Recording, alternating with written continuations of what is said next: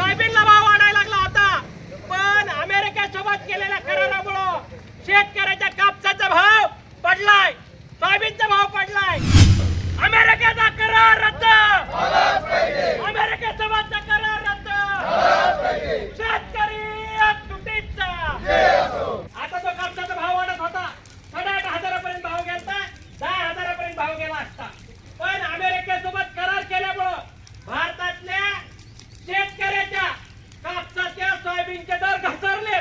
याला पूर्णतः सरकार जबाबदार आहे आणि याच्यामध्ये सगळ्यात महत्त्वाचा जो आहे तो अमेरिकेसोबत केलेला करार हा शेतकऱ्याच्या मुळावर आहे। महत्त्वाचा विषय की अमेरिकेसोबत जो करार केलाय त्याच्यामुळं अमेरिकेतला कापूस भारतात आला त्याला 1 रुपया बी टॅक्स नाही, अमेरिकेतलं सोयाबीन भारतात आलं त्याला 1 रुपया बी टॅक्स नाही, पण भारतातला कापूस आणि सोयाबीन अमेरिकेत विकायला गेलं तर त्याला 18% टॅक्स आहे। हा करार शेतकऱ्याच्या मुळावर आहे।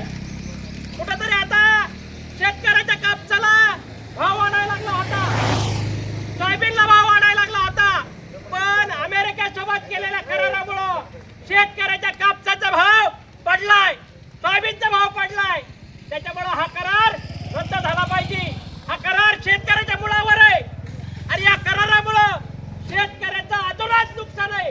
आणि ह्या वर्षी तरी आपल्याकडे शेतकऱ्याला जास्तीत जास्त 20 एकर शेती, अमेरिकेतल्या एका शेतकऱ्याला 1000 2,000 एकर शेती। आपण त्यांच्यासोबत कशी स्पर्धा करणार? आणि उद्या त्यांचा माल भारतात आला तर आपल्या सोयाबीनला भाव राहणार नाही, आपल्या कापसाला भाव राहणार नाही।